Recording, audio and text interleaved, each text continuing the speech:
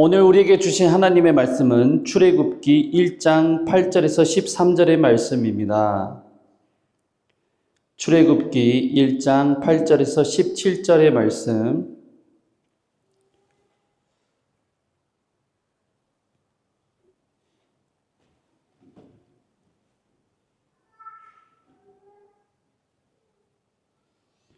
출애굽기 1장 8절에서 17절의 말씀입니다. 우리 다 같이 한 목소리로 봉독해 올려드리겠습니다. 요셉을 알지 못하는 새 왕이 일어나 애굽을 다스리더니 그가 그 백성에게 이르되 이 백성 이스라엘 자손이 우리보다 많고 강하도다. 자, 우리가 그들에게 대하여 지혜롭게 하자. 두렵건대 그들이 더 많게 되면 전쟁이 일어날 때에 우리 대적과 합하여 우리와 싸우고 이 땅에서 나갈까 하노라 하고 감독들을 그들 위에 세우고 그들에게 무거운 짐을 지워 괴롭게 하여 그들에게 바로를 위하여 국고성 비돔과 라암셋을 건축하게 하니라. 그러나 학대를 받을수록 더욱 번성하여 퍼져 나가니 애굽 사람이 이스라엘 자손으로 말미암아 근심하여 이스라엘 자손에게 이를 엄하게 시켜 어려운 노동으로 그들의 생활을 괴롭게 하니 곧 흙 이기기와 벽돌 굽기와 농사의 여러 가지 일이라. 그 시키는 일이 모두 엄하였더라. 애굽 왕이 히브리 산파 시브라라 하는 사람과 부하라 하는 사람에게 말하여 이르되 너희는 히브리 여인을 위하여 해산을 도울 때에 그 자리를 살펴서 아들이거든 그를 죽이고 딸이거든 살려두라. 그러나 산파들이 하나님을 두려워하여 애굽 왕의 명령을 어기고 남자 아기들을 살린지라. 아멘. 할렐루야. 오늘 시간 주일 예배를 지키기 위하여서 하나님을 만나고 또 주님의 그 이름을 높여드리기 위해서 나오신 저와 여러분 환영하고 축복합니다. 성도 여러분, 그리고 또 이 시대를 살아가는 영적 파수꾼들, 또 깨어있는 우리 성령 충만한 우리 기도의 용사들, 오늘 시간에는 우리가 기도하면서 하나님의 응답을 기다리는 중요한 이 시기에 서 있습니다. 어떤 분들은 10년, 어떤 분들은 15년, 또 어떤 분들은 30년 평생 동안 하나님의 역사를 기다리고 그 응답을 기다리고 있는 가운데 있는데 응답을 아직 체험하지 못하여서 마음에 낙심이 되고 이제는 절망과 포기 상태까지 이르는 그런 분들이 있다면 오늘 시간 말씀을 통하여서 하나님께서 저와 여러분에게 주시는 응답의 메시지를 같이 받기를 원합니다. 설교 제목을 같이 따라하겠습니다. 고난은 끝이 있고 그 끝에는 하나님의 승리만이 있다. 고난에는 끝이 있고 그 끝에는 하나님의 승리만이 있는 줄로 믿으시기 바랍니다. 우리 앞뒤 좌우 옆 사람들에게 인사합시다. 고난 끝에는 하나님의 승리가 있습니다. 아멘. 그렇습니다. 오늘 출애굽기 1장의 말씀도 보면요, 이 이스라엘 백성들이 마치 거대한 성벽에 갇혀 있는 것처럼 사방으로 우겨쌈을 둘러싸이고 노예가 되어서 그들이 번성하던 때에 하나님을 알던 왕은 이제 가버리고 하나님을 알지 못한 새 왕이 일어났을 때에 히브리 민족이 예전과 같은 그런 번성과 그들의 자유를 누릴 수가 없었습니다. 요셉을 알지 못하는 새 왕이 일어나 애굽을 다스리더니 8절에 말씀하고 있죠.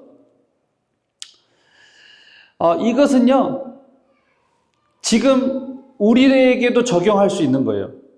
적그리스도가 곧 일어날 수도 있습니다.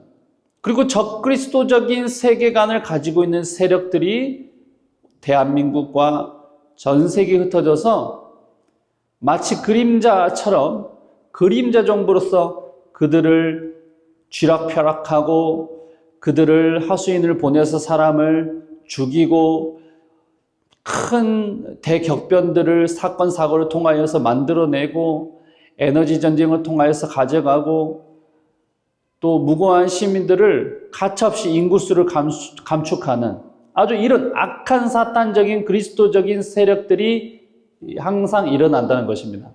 왜 그럴까요? 그것은 하나님의 영을 받지 않은 사단에게 속한 자녀들이기 때문입니다. 성경의 가치를 부정하는 권력, 이 요셉을 알지 못한 새 왕이 일어난 것은 똑같아요. 하나님의 백성을 말살하려는 어둠의 영적 세력을 상징하는 거예요. 그러나 여러분, 우리가 어둠이 더욱 깊어갈수록 새벽에 곧 새 아침이 밝아온다는, 그 새 해가 밝아온다는, 여러분 이 놀라운 진리를 여러분들 꼭 믿으시기를 바랍니다. 여러분들이 겪고 있는 그 고난과 또 기도 제목들의 그 응답이 아직 더딘다고 할지라도 여러분들의 응답이 없는 것이 아니에요. 하나님은 여전히 일하시고 계시고 저와 여러분의 삶 가운데 하나님께서 가장 좋은 시기에 여러분들을 주시기 위하여서 기다리고 있는 줄로 믿습니다. 그러면 그 응답을 어떻게 우리가 훌륭하게 받을 수 있을까요? 세 가지 말씀으로 영적 원리를 승리로 선포하기 원하는데, 자, 세 가지입니다. 다 같이 따라하겠습니다. 첫 번째, 끝날 것 같지 않는 고난도 기도 앞에서는 끝이 난다. 두 번째 말씀입니다. 따라합니다. 하나님을 경외할 때 기가 막힌 방법으로 응답하신다. 3번, 성경을 무시하는 자는 반드시 망한다. 네, 그렇습니다. 우리 첫 번째 말씀, 끝날 것 같지 않은 고난도 기도 앞에서는 끝이 난다는 것입니다. 여러분이 지금 처해져 있는 고난과 압박과 여러분 핍박이 있습니까? 예수님 믿는다는 그 이름 하나 때문에 어려움이 있습니까? 그리고 여러분들이 세우신 그 기도 제목이 여전히 응답이 없는 것처럼 보일지라도 끝까지 기도하는 자에게는 하나님이 응답하실 줄로 믿습니다. 출애굽기 1장 11절에서 14절 한번 읽어보겠습니다. 1장 11절에서 14절까지 감독들을 그들 위에 세우고 그들에게 무거운 짐을 지워 괴롭게 하여 그들에게 바로를 위하여 국고성 비돔과 라암셋을 건축하게 하니라. 그러나 학대를 받을수록 더욱 번성하여 퍼져나가니 애굽 사람이 이스라엘 자손으로 말미암아 근심하여 이스라엘 자손에게 일을 엄하게 시켜 어려운 노동으로 그들의 생활을 괴롭게 하니 곧 흙 이깃기와 벽돌 굽기와 농사의 여러 가지 일이라. 그 시키는 일이 모두 엄하였더라. 여러분, 이 히브리 민족이 겪었던 어려움은 그들이 번성하고 하나님이 부흥케 하시니까 그들을 시기하고 질투하고 그들이 이제 나중에는 원수와 협약을 맺어가지고 본인들을 쓸어버릴 것을, 본인들을 밀어낼 것을 두려워하였던 이 애굽 사람들이 히브리 민족을 말살하기 위해서 말살 정책을 어떻게 했냐? 비돔과 라암셋 건축에 이 노동력으로 투입하게 한 거예요. 그래서 날마다 벽돌을 만드는 흙 이기기와 벽돌 굽기, 또 농사의 온갖 고된 일들을, 그러니까 3D 업종이라는 이 힘든 업종들을 다 그들에게 맡기고 그들이 포기해서 나가든지 아니면은 씨가 말라서 죽든지 둘 중에 하나로 그들을 괴롭게 한 것입니다. 여기서 괴롭게 하여라는 말이 나오는데 이 히브리어의 아나는 단순히 몸이 힘든 상태를 넘어서요, 이 영혼을 질밟고 인격을 말살하고 아주 고난 가운데서 의도적인 억압 상태를 말하는 거예요. 여러분, 430년 이후에 그들이 이제 출애굽의 이제 시대로 넘어가잖아요. 히브리 민족이 이제 애굽 땅으로 와가지고 이제 시작하고 그 야곱의 아들들이 그곳에서 이제 번성하면서 430년의 시간, 400년 가까이 시간이 지나면서 긴 시간 동안에는 그들이 이제 부흥도 되었지만 또 인간적인 눈으로 볼 때는 고난 가운데 처해져 있는 상태인 거예요. 마치 영원한 밤에 끝나지 않는 이 영원한 긴 터널을 지내는 것처럼 보였습니다. 노예처럼 생활을 해야 됐고요. 그러나 2장 23절에 가면은 반전이 시작돼요. 이스라엘 자손은 고된 노동으로 말미암아 탄식하며 이제 부르짖기 시작합니다. 탄식하며 부르짖으니 그 부르짖는 소리가 하나님께 상달된지라. 여러분 따라합시다. 부르짖읍시다. 예레미야 33장 3절에 뭐라고 말씀해요? 너는 내게 부르짖으라. 내가 내게 응답하겠고 네가 알지 못한 크고 은밀한 일을 네게 보이리라 그러셨잖아요. 여러분 부르짖을 때 역사할 줄로 믿습니다. 하나님께 기도할 때 하나님의 응답이 올 줄로 믿습니다. 문을 두드릴 때에 열릴 줄로 믿습니다. 이것을 믿는 자만이 하나님의 역사를 체험할 줄로 믿습니다. 저희 그 시어스 라운지 팀의 기도 체인지를 지금 운영하고 있어요. 운영한 지 지금 한 달도 안 돼가지고 엄청난 역사가 일어나고 있어요. 그 기도의 그 제목들을 서로 나누고 24시간 동안 계속해서 기도의 체인지를 가동했을 때에 지금 엄청난 일들이 우리 팀원들 가운데 일어나는데 어떤 사람은 남편이 변하기 시작한 거예요. 예수님을 믿지 않는 사람이 꿈 가운데 찾아가 주셔가지고 이분을 만나 주시고 완전히 이제 세상적이었던 분이 나 이제 예수님을 믿어야겠다. 예수님이 나에게 그리고 능력도 주셔가지고 여러 가지 사역을 하는 꿈을 꿨어. 그러면서 다음날 갑자기 사람이 완전 변해버린 거예요. 이 일이 지금 우리가 기도하는 가운데 일어나고 있는데 하늘문교회와 저와 여러분들, 이 시청하시는 저와 여러분들이 이 응답을 체험하시기를 주님의 이름으로 축원드립니다. 또 어떤 성도님은요, 남편이 노동부에서 이제 소환을 한 거예요. 왜 그러냐면은 자신이 데리고 있던 그 회사의 그 제자가 무고한 이 죄를 뒤집어 씌워가지고 그를 고발한 거예요. 그런데 도저히 법정에서 이길 수 없는 싸움이거든요. 보통 이런 싸움은.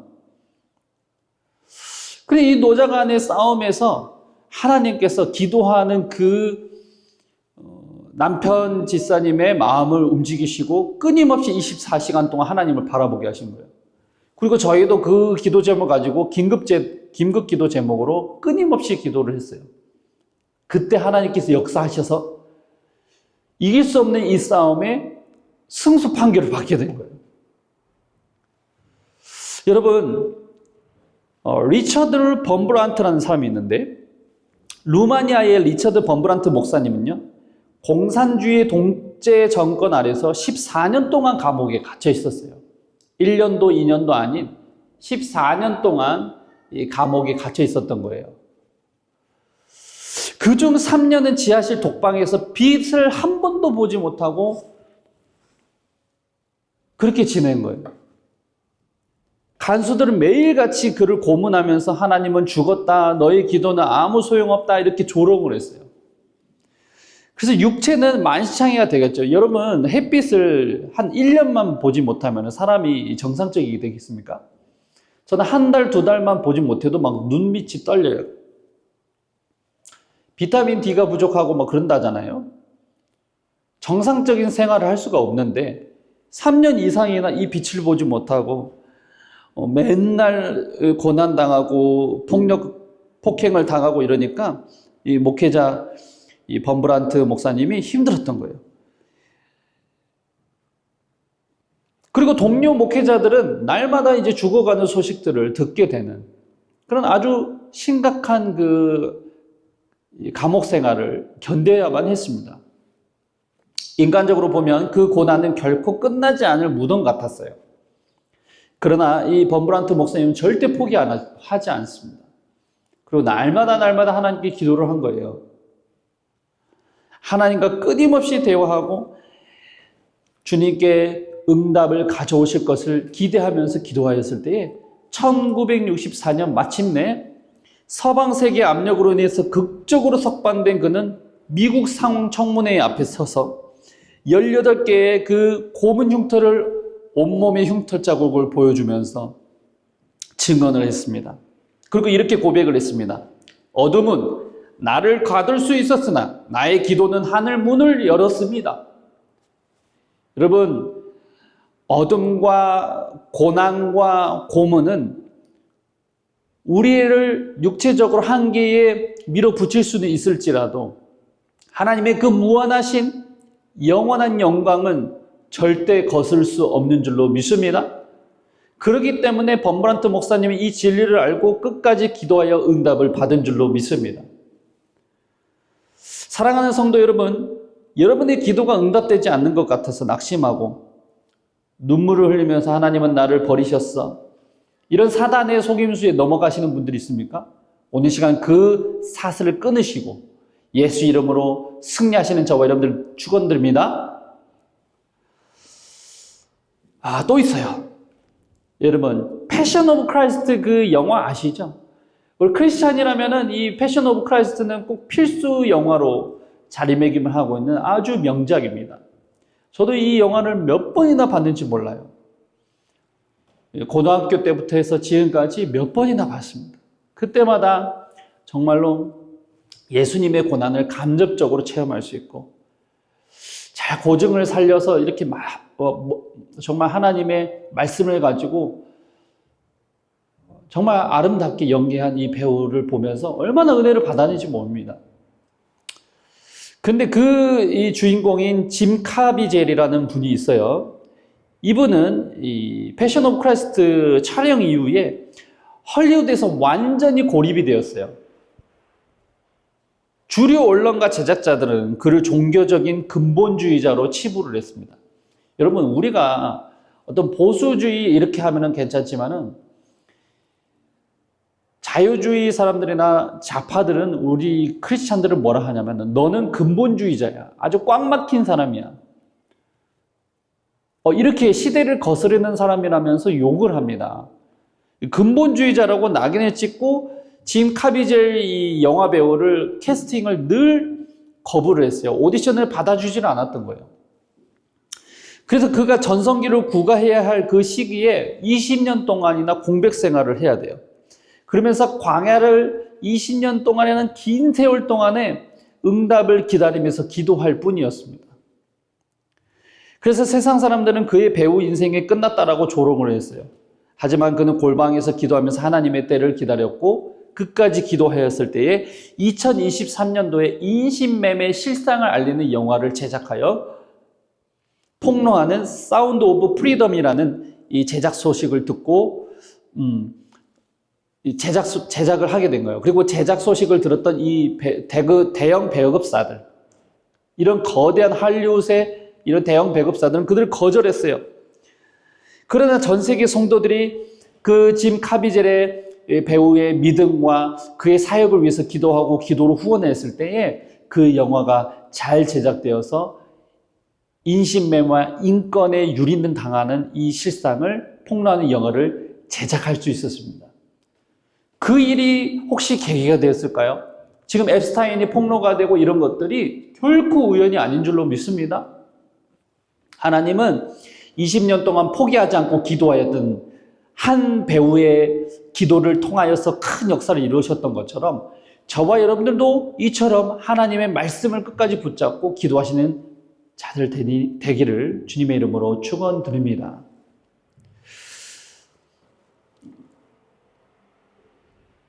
출애굽기 14장 13절에 보면 출애굽을 이제 드디어 했어요.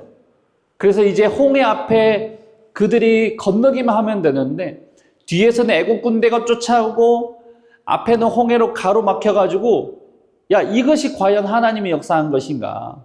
하나님이 우리를 이곳에서 수장시켜 주시려고 또는 저 적군들에 의해서 칼에 찔려 죽이게 하려고 이곳에 보내신 게 아니냐 하면서 백성들이 모세를 원망하기 시작합니다.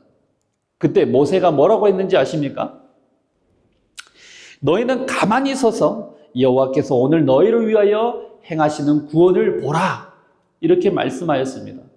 여러분, 응답이 없다고 하여서 난리치시기 말기를 바랍니다. 난리치지 마세요. 응답이 당장 없다고 해서 하나님을 원망하면은 영광이 사라지는 것입니다. 하나님의 응답은 가까이에 있습니다.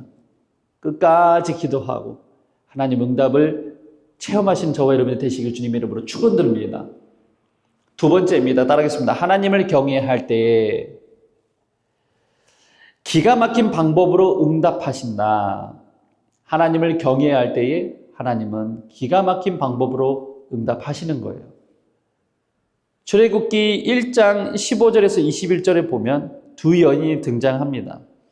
히브리 산파 십브라와 부하, 이 두 사람이 나오는데 이 히브리 여인이 이 정부에서 출산 제한을 내리고 애굽 그 신과 같은 파라오의 명령을 통하여서 히브리 사람들이 아들이면 다 죽여버려라, 살려두지 마라 이렇게 했는데 그것을 하나님보다 더 두렵게 여기지 아니하고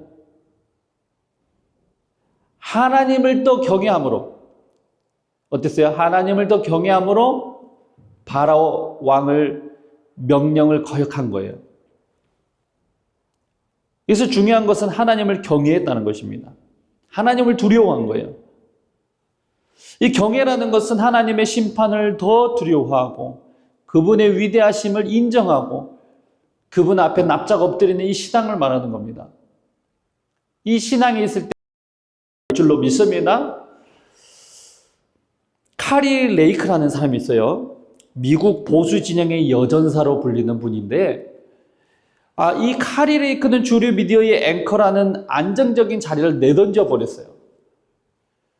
그리고 진실을 위해서 싸우기 시작했어요. 그녀가 부정선거의 의혹을 제기하고 하나님의 가치를 선포하자 FBI와 거대한 레거시 미디어가 그를 일제히 공격하기 시작했습니다. 그래서 그가 하는 말에 대해서 딴지를 걸고 음모론이다 이러면서 강하게 그를 비판하고 부정선거는 없다, 그녀는 미쳤다 이러면서 레거시 미디어가 한 팀이 되어가지고 그를 공격하기 시작했습니다. 그녀의 계정은 삭제되었어요. 사법적인 탄압이 빗발쳤고 고소고발이 오고 갔습니다.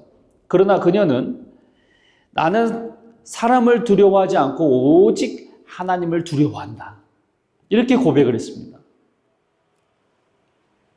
그러면서 집회마다 이 성경을 높이 들고 나는 이 성경을 믿는다, 하나님을 믿는다, 이렇게 날마다 신앙 고백을 한 줄로 믿습니다. 그리고 그를 정치적으로 수장하고 그를 고립시킬 때마다 수많은 기독교인들이 그를 위해서 기도해주고 지지해주고 중보하면서 하나님께 그녀를 통하여 일하게 해달라고 수많은 미국 보수 진영의 애국자들이 기도하였습니다. 그녀는 단순한 정치를 넘어서 이 시대의 부패를 폭로하는 영적 상징이 된 거예요.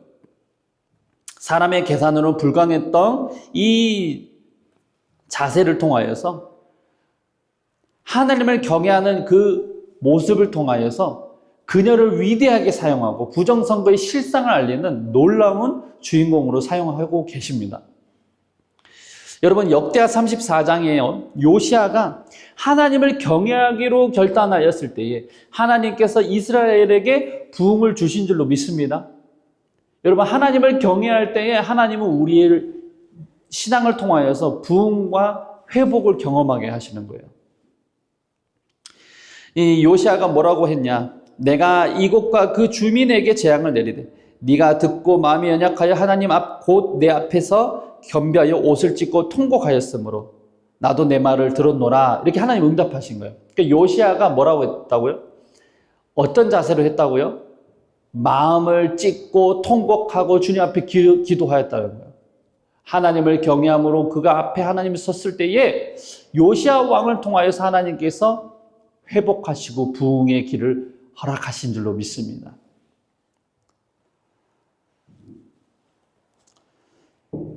한국의 한 중견기업을 운영하는 이 모 장로님의 실화가 있어요. 이분이 이 사업체를 잘 운영하였고 이제 조금만 있으면은 한국 기업의 이 손가락, 10손가락 안에 드는 이 기업으로 촉망받던 기업이었는데 정부가 도움을 요청하고 부당한 어떤 권리를 요청을 하자 이 부당한 비자금의 요구에 이 거절을 한 거예요. 이튿날부터 전방위적인 압박이 시작이 됐어요. 세무조사가 들어오고 막 거래처들이 끊겨 나가고 사람들이 배신이 생기고 직원들이 일을 그만두고 어려움이 많이 생겼습니다. 공장은 멈춰버린 거예요. 그럼 주변에는 이렇게 얘기를 한 거예요.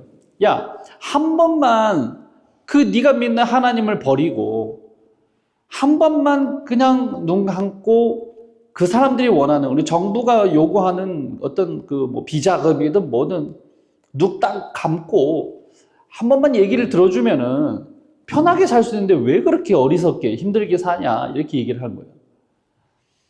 하지만 장로님은 뭐라 했냐? 하나님 앞에서 이 부끄러운 돈으로 기업을 유지할 수 없습니다. 그러면서 그 기업에 있던 예배실을 끝까지 유지하면서 기도에 앞장서고 날마다 그 예배실 가운데 가서 기도로 무릎을 꿇은 거예요. 모든 소망이 끊길 것 같았던 어느 날 해외에 어떤 이 소식을 들었던 한 기업가가 기업의 회장님이 직접 연락을 한 거예요. 그래서 한국에서 정권의 압력에도 정직을 지킨 이 사업가가 있다고 하는데 내가 당신에게 어떻게 도와주면 되겠소? 이렇게 하면서 전면적인 아주 전폭적인 투자의 약속을 해줬습니다. 이 일을 계기로 이분은 그 업계에서 1위로 당당하게 하나님 앞에 회복을 경험하고 응답을 경험했다는 이 실화를 얘기를 듣게 되었습니다. 어떻습니까? 저와 여러분, 지금 당장은 우리가 세상 살기 편하다고 세상 사람들이 요구와 부당한 어떤 하나님의 말씀을 거역하는 또 어떤 압박에 의해서 우리가 무릎 꿇게 되는 그런 일들에 처해져 있을 수가 있단 말이죠. 그때 저와 여러분들 결단해야 돼요. 시브라와 부하가 보여줬던 것처럼 이 두 여인이 비록 보잘것없는 여인이었지만 바로 왕의 명령을 거역하고 하나님의 말씀을 경외하고 두려움으로 지켰을 때에 응답이 온 줄로 믿습니다. 이것을 계기로 모세가 탄생하게 된 거고 모세라는 지도자를 통하여서 출애굽이라는 역사를 이어나갈 수 있었습니다. 자, 세 번째입니다. 따라하겠습니다. 성경을 무시하는 자는 반드시 망한다. 출애굽기 1장 22절에 바로 왕은 모든 백성에게 명령하여 히브리 아기들을 나일강에 던지라고 했어요. 이는 생명의 주권자이신 하나님에 대한 정면적인 도전인 거예요. 하나님을 알지 못하는 그 세 왕이 하나님에 대한 그 히브리 민족에 대한 역사를 알지 못했을까요? 저는 알았을 거라고 생각합니다. 알지 못했다는 게 뭐냐면 하나님을 영적으로 알지 못한 거예요. 하나님의 높고 크심을 알지 못한 그 야다의 상태를 말하고 있는 거예요. 그래서 바로는 스스로를 신이라고 자처했어요. 하나님의 법을 조롱하였고 이 성경 말씀을 거부하고 히브리 민족 가운데 함께하고 있는 그 하나님의 그 위대하심을 인정하지 않았던 거예요. 최근 대한민국 사법사에서 기록된 충격적인 사건이 얼마 전에 일어났습니다. 윤석열 대통령 그 내란 재판 사건의 판결을 놓고 모두 다 무죄 판결이 나올 거라고 예상을 했지만 또는 사법부도 다 타락했다. 사형 또는 무기징역 내릴 것이다. 이렇게 얘기한 사람도 있어요. 그러나 모두의 정말 그 기대와는 달리 무기징역을 때렸는데 이 이야기를 들어보면 법적으로 이게 어떤 그 법리적인 용어를 사용한 게 아니라 거의 수필과 소설에 가까운 이야기들을 장황하게 늘어놓은 이 판결문을 듣게 되었습니다. 제 이야기가 아니라 뉴스에서 그렇게 얘기를 하고 있어요. 그리고 찰스 1세니 또 성경 말씀을 가지고 성경을 읽기 위해 촛불을 훔칠 수는 없다. 이런 말씀이니 이렇게 해가지고 법리적인 용어보다는 이런 이야기들을 참 듣게 되면서 실망을 감출 길이 없었습니다. 그 중에서도 성경을 언급한 사건은 수많은 사람들의, 기독교인들의 분노를 샀는데요. 이게 왜 이런 말을 했을까요? 우리 지기현 판사가. 정의를 세우는 과정에서 성경의 가치조차 자신의 논리에 맞춰 왜곡하고 무시하는 이런 태도를 보면서 성경 말씀보다 민심이 더 중요하다. 이렇게 얘기를 합니다. 성경보다 사법부의 어떤 판결이 더 중요하다. 이것을 말하고 싶었던 걸까요? 그러나 여러분, 성경 말씀은 어떤 것과도 비교할 수 없는 하나님의 진리인 줄로 믿습니다. 로마 교황이 왜 저렇게 타락하고 망해가고 있을까요? 그들의 교황의 권력을 성경 말씀보다 위에 뒀기 때문에 그들이 타락하고 그들이 하나님이 보시기에 부끄러운 일들을 행하고 있는 것입니다. 왜 루터가 로마 교황청을 향하여서 종교개혁을 했을까요? 하나님의 말씀보다 교황의 그 말이 더 권위가 있다라고 주장하였기 때문에 면죄부를 통하여서 하나님의 그 그리스도의 보혈보다 면죄부가 더 귀한 것처럼 여겼기 때문에 종교개혁을 할 수밖에 없었던 거예요. 여러분, 이처럼 하나님의 말씀을 업신여기고 하나님의 성경 말씀을 권위를 무시하는 자들은 반드시 망할 줄로 믿습니다. 지기현 판사 혹시 이 영상을 듣는다면 회개하시기를 바랍니다. 성경을 말씀을 하나님의 이름을 모욕하는 자는 하나님의 반드시 그 생명책에서 제하여 없어 버리시게 할 줄로 믿습니다. 여러분, 이것은 심각한 죄인 거예요. 그냥 법리적인 판단하고 법리적인 용어 판결문으로 선포를 하면 그만이지. 왜 예수님을 믿지 않는 그 사람이 성경을 들먹거리면서 얘기를 하냐 이 말입니다. 촛불이 도대체 뭔데요? 촛불은 중국 공산당이 주로 내세우는 그 촛불혁명이 나와요. 공산주의자들이 제일 좋아하는 게 촛불이에요. 성경 말씀과 촛불을 같이 비교한다는 자체가 엄청난 모욕입니다. 여러분의 삶 속에서도 이처럼 성경 말씀보다 여러분의 어떤 그 생각과 전통과 이성적인 판단이 앞설 때가 있습니까? 하나님께서 주시는 말씀이 불편할지라도 그것을 순종하면서 따라가야 되는 의무가 여러분 가운데 있는 거예요. 왜요? 하나님의 말씀으로 창조된 여러분들이기 때문입니다. 저와 여러분은 하나님의 창조물이에요. 하나님께서 지으신 그 피조물이에요. 그렇기 때문에 우리는 창조주 하나님의 말씀을 순종하고 그것을 진리로 여기며 우리를 위하여서 흘려주신 캐리그마로 말씀으로 임하신 그 예수 그리스도의 십자가를 붙들고 그 사랑을 인정하며 나가야 돼요. 적어도 예수님을 믿는 저와 여러분들은 그렇게 하시기를 주님의 이름으로 축원드립니다. 이런 분들이 많아요. 성경을 비판하고 무시했다가 망한 분들이 많습니다. 끝이 좋지 않습니다. 히틀러의 천년 제국은 불과 12년 만에 이 잿더미가 되었어요. 히틀러가 과거에 뭐라고 했어요? 이 성경을 하나님의 말씀을 받아들인 것이 아니라 그것을 성경을 이용하여서 자신의 정치적인 도구로 사용했어요. 그럴 때 히틀러는 끝이 좋지 않았어요. 마르크스는 성경을 인민의 아편이라고 부르면서 무시했던 것도 이 시대가 보여주고 있는 성경을 무시하는 그 모습과 동일합니다. 마르크스 어떻게 됐어요?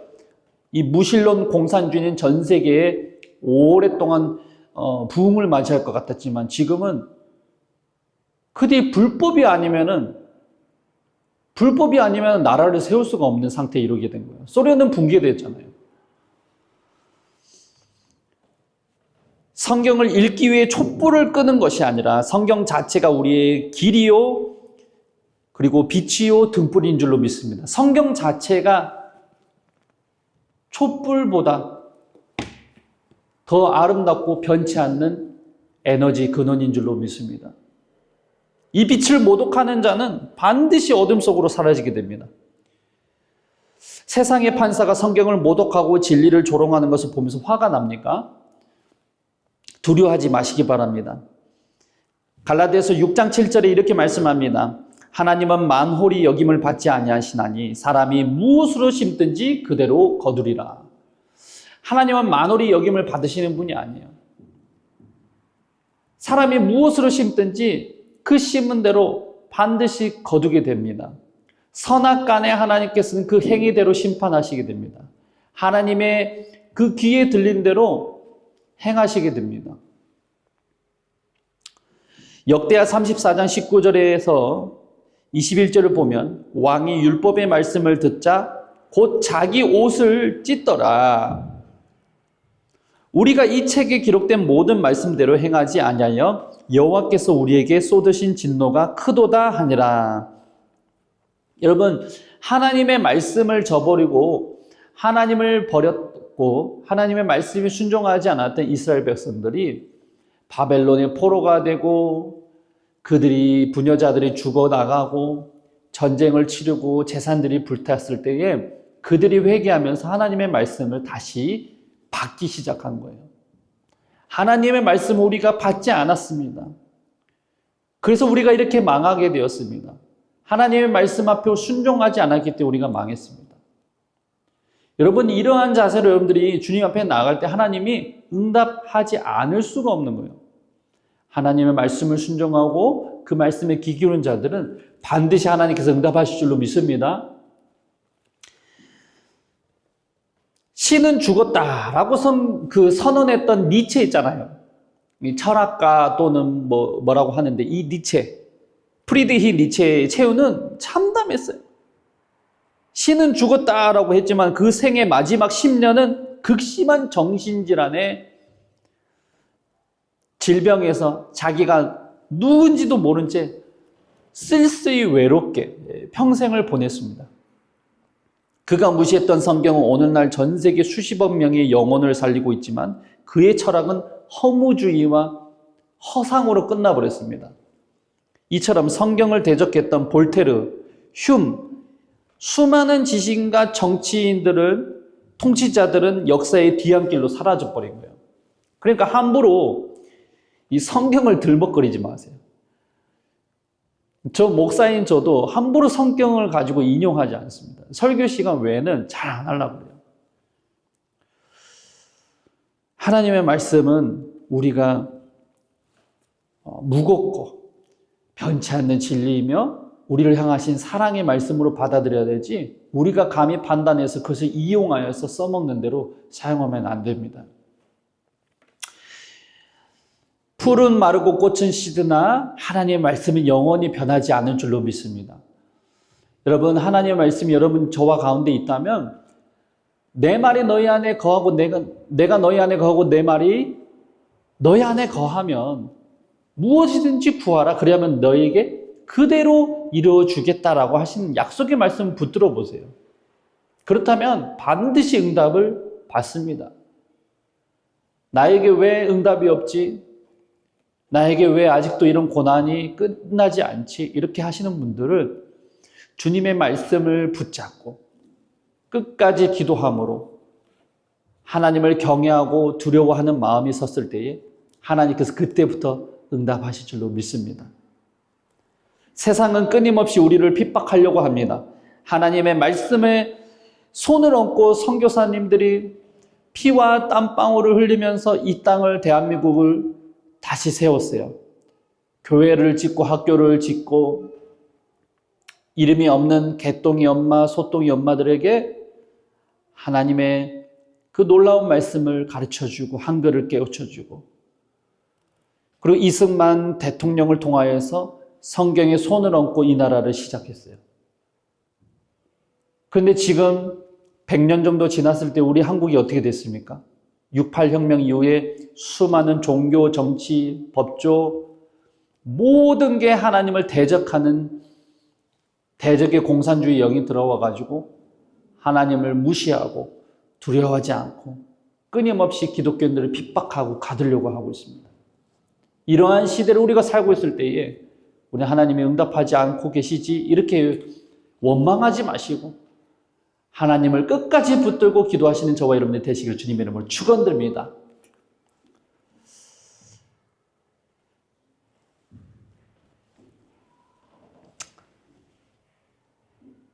하나님 언제쯤 우리가 광명을 보겠습니까? 사법부는 어거지로 소설을 쓰듯 판결문은 낭독하고 하나님을 조롱하듯이 성경을 들먹이면서까지 무고한 자들을 가두고 있어요. 그래서 수많은 기독교인들이 낙심하고 좌절하는 소리가 들립니다. 그러나 우리는 출애굽 당시의 시점에 주목해 봅시다.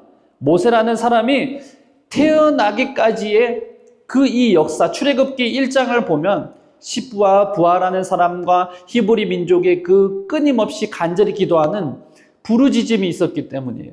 첫 번째, 끝까지 부르짖었던 이스라엘 사람들이 기도가 있었고, 두 번째, 강한 권력보다 하나님을 두려워할 줄 아는 경외하는 믿음이 있었고요. 세 번째, 하나님과 진리의 말씀을 경외하는 신앙이 있었기 때문에 그 말씀 앞에 순종한 히브리 민족이 모세 이 지도자를 통하여서 출애굽할 수 있었고 하나님이 명하시는 그 새로운 땅으로 나아갈 수 있었습니다. 오늘 이 말씀을 꼭 붙잡으면서 저와 여러분의 삶이 변하고 주님의 응답을 체험하는 오늘 하늘문교회와 저와 여러분의 되시기를 주님의 이름으로 축원드립니다. 오늘 이 말씀 생각하시면서 하나님 아버지시여, 오늘 시간에 우리가 말씀을 들었습니다. 정말 하나님의 말씀을 들어보니 참으로 우리가 다시 한번 생각해 봐야 될 문제인 것 같습니다. 왜 우리에게 응답이 없을까요? 왜 우리 삶 가운데 고난이 계속 끊이지 않을까요? 하나님께서는 저와 여러분에게 우리에게 더욱더 끝까지 기도하라는 메시지를 보내고 있지는 않으신지 다시 한번 돌아보겠습니다. 하나님, 원망하지 않겠습니다. 말씀 가운데 다시 돌아오겠습니다. 하나님을 경외하고 두려움으로 세상 것보다 하나님을 두려워하는 우리가 되겠습니다. 우리 같이 기도하며 나아갑시다.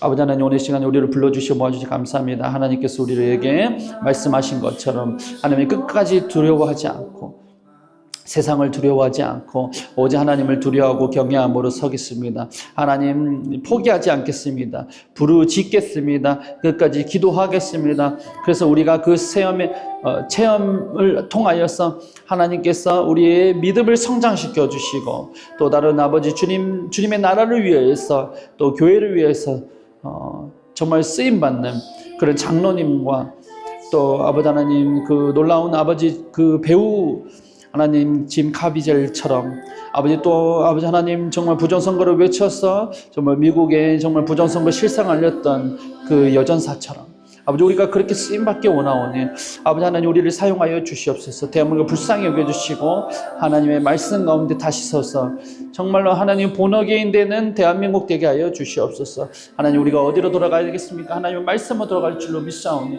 우리를 불쌍히 여겨주신 주님 가운데로 아버지 우리를 불러주시고 다시 한번 기회를 허락하여 주시옵소서.